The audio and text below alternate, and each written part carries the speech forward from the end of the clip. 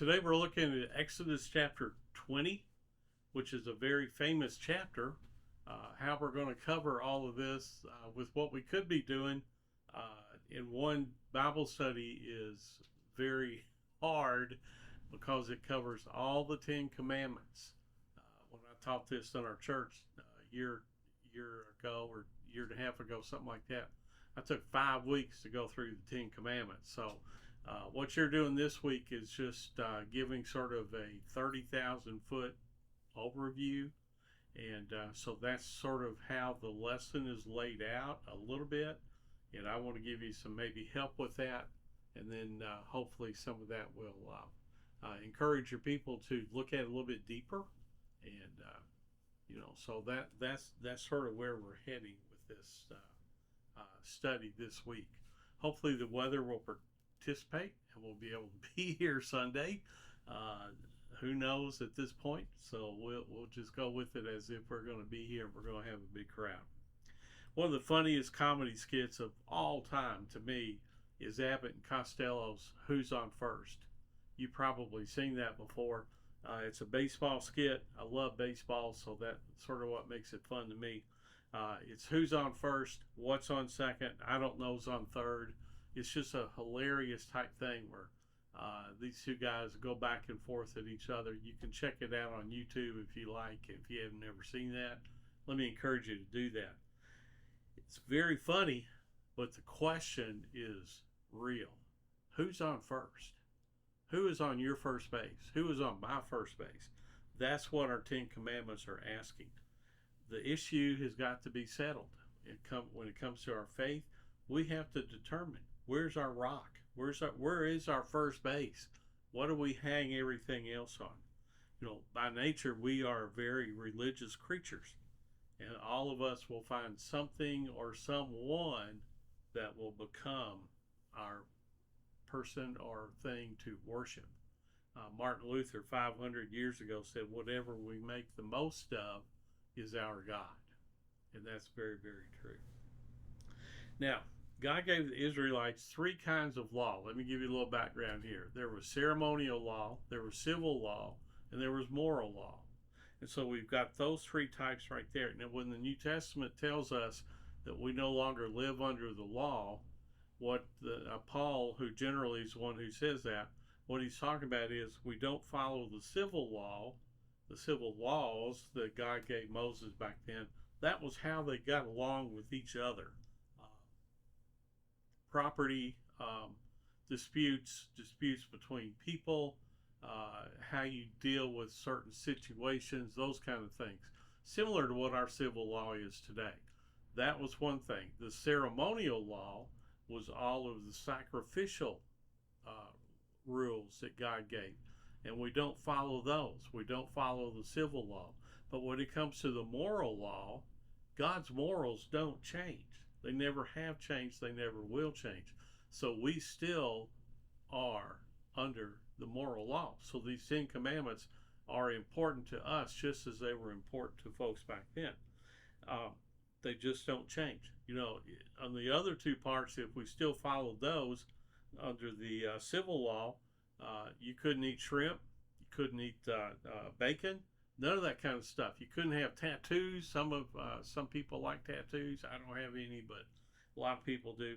There's a lot of things that were forbidden back then that there was a reason for, but those things are no longer in force today. So there's a reason why Paul says we don't live under the law, but he's not talking about the moral law. And if you think about it, Jesus strengthened the moral law a lot of times. In the Sermon on the Mount, he used different examples. He'd say, you have heard it said, and then he'd repeat one of the 10 commandments. And then he says, but I tell you, I say to you, and then he would strengthen that, like adultery. You've heard it said, do not commit adultery. But I'm telling you, if you look on a woman with lust in your heart, you've committed adultery. So not only does Jesus keep those in place, he elevates those to another level. So that's the difference here when it comes to the moral code, the moral law. Now, the first 4 of the 10 commandments deal with our relationship with God. God knew if we got those 4 squared away, The other 6 would not be a real problem. But when you hear people, when you say, can you give me the 10 commandments? Can you tell me what they are? Which ones do they start off with? Don't murder, don't commit adultery, don't steal, those kind of things. We sort of, in some ways, have pushed the first 4 off to the side, and we need to make sure that we understand that those are the most important ones. So if we get those 4 squared away, like I said, the others are a whole lot easier. Now, the story of the 10 Commandments is really the story of God's relationship with his people. It's between the relationship between God's love and God's law.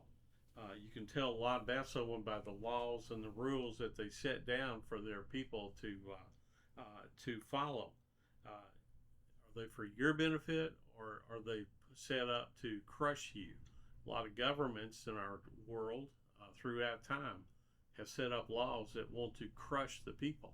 The Egyptian laws for the Hebrew people in slavery, they were set there to crush them. And God's saying, that's not what I'm trying to do here. When our boys, Matt and Tim, were growing up years ago, the number one rule in our house, the number one thing, don't disrespect your mother. No matter what you do, you cannot do that. And why was that a rule? Because I wanted to make it hard on Matt and Tim? No. I love my wife, Wanda, and I wanted them to grow up loving her and to respect her. The fact that I was deathly afraid of Wanda had absolutely nothing to do with that. Just kidding, okay? But God gives us a bunch of rules here because he wants to make it, they're for our benefit. They're not to make it hard on us. He wants to teach us to love and honor him and honor and love each other. So the first 4 with God, if we get that vertical relationship right, the last 6 with people, the horizontal relationship, like I said, those get a whole lot easier. You can tell a whole lot about a person about to whom they give their rules, their laws. Do parents make up rules for the kids next door? Well, if they're at your house, they probably have some rules to follow, but generally, you don't make rules for the kids in the family in the house next door. Not only for their own children do they make those rules. On most days, they love them better than they do the neighborhood's kids, the neighbor's kids. So you don't just arbitrarily set up parameters for someone you don't have a vested interest in, and that's what God is doing here. Now, there's some interesting wording to start off before he gets into any of the 10 Commandments. This, again, we're in chapter 20 of Exodus. If you got your Bible, look at verse 2. It says, I am the Lord your God. Now, when you use the word your God, when he says that, what's he implying here? He's implying that there's already a relationship in place between God and his people.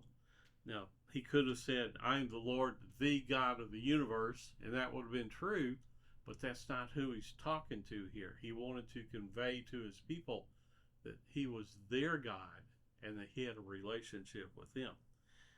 Moses could have said, we haven't really done anything yet. We don't even know what we're supposed to do. We barely even know your name, God. But God is saying, you belong to me. That relationship is already there. And if you look at the rest of verse 2, he takes them down memory lane here.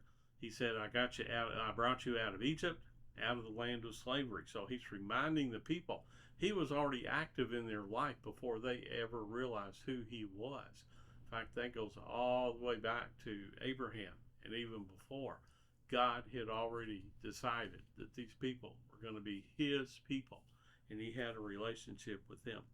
I don't know if you realize or not, it's been 400 years since they have heard a word from God. God had spoken to Abraham, Isaac, Jacob, and up through Joseph. Had talked to them personally, had guided them, and then all of a sudden when they got to Egypt and they spent 400 years there, God went silent. So here we see God opening up and speaking to them for the first time in 400 years. And think about that. Can you think of another 400-year period when God did not speak to his people? Malachi to the Gospels, to Jesus Christ. There was a 400-year period there as well. And then God shows up and he uses Moses as his spokesperson to speak with Pharaoh. And then God speaks to the nation of Israel for the very first time, mainly through these 10 commandments here. Now, think too about what happened 3 months ago. That was the first Passover. They've only been out of Egypt for less than 3 months, or around 3 months. And so God is telling Moses in Exodus chapter 20 that they weren't starting a relationship with him. They were already in one. Very important for us to realize that. God already has a relationship with us. That started even before we accepted Christ, but now it's that very personal relationship. And he's about to give them some rules and guidelines that they would live by. The very first commandment is in verse 3. I'm not going to go through all of them, but I do want to hit a couple of highlights here. In verse 3 it says, "You shall have no other gods before me." Moses is going, well, duh. Considering all that we've been through, we can put a check mark by that one because that was pretty simple. Everything's already happened here. Look closely at what God said. He says, "You shall have no other gods before me." Now, he could have said, "There is no other God but me," and that would also be true. But what he's saying is here, he is telling them polytheism. He is forbidding polytheism, which is belief in more than one God, which is important with the coming out of the land of Egypt because they had over 2,000 gods. And he's not denying that these things were gods. He's just saying, I am the number one God. I am the one. You shall have no other gods before me. You know, perception is reality sometimes. We can make anything we want into a God. And God's not denying that. He knows that we do that. He knows that that is true. But he's saying here, I am your God. You shall have no other gods before me. He says this through what he's already said in verse 2. Look at what I did to the gods of Egypt. You know, all of the plagues are basically a slap at several of the gods of Egypt and showing how much more powerful God was than any of them. He said, I beat them at their own game and on their own turf, and I alone are worthy of worship, so you need to worship me. So the first commandment gets to the heart of what it means to be God's people, not only in terms of what the Israelites had left in Egypt, but where they were going in Canaan. All the tribes in Canaan, all the peoples there, they were also polytheistic, many gods. And he wanted his people to be monotheistic, one God. And when they got there, they were to remember what God had done to those other gods and anybody who opposed him. So that's sort of important there, the wording. Take a look at that, because sometimes we're so familiar with some of these things that we just don't pay attention to the key wording there. Now, most people, when they start off, when you ask them like I said earlier, what the 10 Commandments are, they always start off with the thou shalt nots, and they forget or they don't understand the real purpose of all this. Now, the last 6, when you come into contact, everyone you come into contact with has value. That's what he's trying to show them. Everybody gets elevated here. Men, women, slaves, children, everyone is to be treated the same. Here's how it's going to work in their new nation. There was to be no monarchy. They were not going to have a king. God was going to be their king. Now this was this is just unheard of. This had never happened before. But it elevated the level of everybody in the kingdom. It said, you shall not murder anyone at all. No one. You shall not steal from anyone. You shall not commit adultery with anyone. It elevates the marriage. It elevates the people. Everyone was to play by the same rules. So that was very unusual in the day then, and it's still unusual in the day today. Everyone else back then had a king. All countries today have rulers of some kind. The king made the law. He could change it. He could ignore it. He could make sure that you kept the law, but a lot of times he didn't have to himself, and he could break it anytime he wanted to. But that's not how it worked in God's system. No one was above the law. And so that's why the Israelites had trouble adjusting to all this. They had lived the last several hundred years as slaves, not the full 400 years they were in Egypt, but probably at least half of that. They had been slaves, and every Israelite had been told every single move to make. They couldn't really do anything on their own. So they were not used to this, and they were not used to God being their leader. So without God, this was just an unnatural move for them. And this made the people nervous. And we see years later, a couple hundred years later at least, that they asked for a king. And God said, we've already discussed this. We decided at that time you were going to be the only nation without a king. And he warned them. He said, if you get a human king, you're getting everything that comes with the king.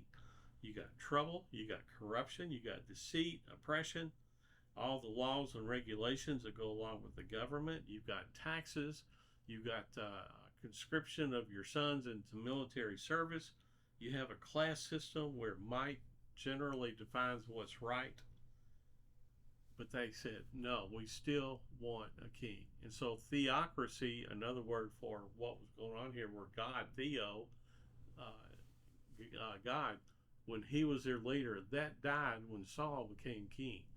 And it had never been recovered since then. Now, the Ten Commandments transition from the first four, honoring God, to the last six, honoring others. But who does that start with? Your leaders? Did it start with Moses? No, it started with their parents. Now, a lot of people are thinking that maybe this did not, you don't have to tell your kids this, but this didn't have as much to do with kids honoring their parents as much as it is adult children honoring their aging parents. Maybe that was where the focus is, but we do start learning that when we're children about honoring our parents. So that's in verse 12. That's where that one comes in. It's the only commandment with a promise. At a time when they had no land, God said, I'm going to put you in this land, and as long as you honor your parents, I'm going to let you stay in this land. It's sort of like as parents, if you ever said to your child, I brought you into this world and I can take you out. And so that's sort of the idea that we see here with God. He's saying, as long as you keep my laws here, my 10 commandments, I'm going to give you this land and you're going to stay there. And then the other ones, the ones that we're more familiar with, murder. There's with every moral law, there's a positive and there's a negative. It says, don't murder. But that also means honor life. Don't commit adultery. That also means honor marriage. Don't steal. That means honor the possessions of others. That's theirs, not yours. Don't lie about your neighbor. Honor the reputation of others. Honor everyone around you. No distinction. Everyone deserves honor. God was not only concerned with how they treated others, but how also those others treated you. So this worked for everyone. That's the way these laws were set up. And then we get to the last commandment. This one's very different. Don't covet. This is the only one that you can't tell when you do it and when you don't do it. I mean, sometimes it's visible by your actions, but it starts in your heart. This was sort of, some people call it the unenforceable commandment, the invisible commandment. It's about what's going on inside of you. It stands apart from all the others. Now, covet means you desire that something that someone else has. And so that's where all this comes from. And with this commandment, you're not just accountable for how you behave, you're accountable for how you think. God is our thought police. Nobody's going to know this except for you and God. And so that's where this comes in. This one, you're responsible for what you think. It goes back to when Jesus said in the Sermon on the Mount, you've heard it said, but I say to you, and he kicks it up a notch. A lot of those, but I say to you parts of those are things that happen inside of us. If you think about doing this or you think about doing that, you have committed, you have broken that commandment. So you're not only responsible for what you do, but for what you're thinking about doing. The tough part of this command is nobody knows if you do it or when you're doing it, but God does. all sin starts in our heart. And that's where we need to understand that coveting may be the hardest one of these to keep as far as the last six, because it all starts here and then it comes out through our actions.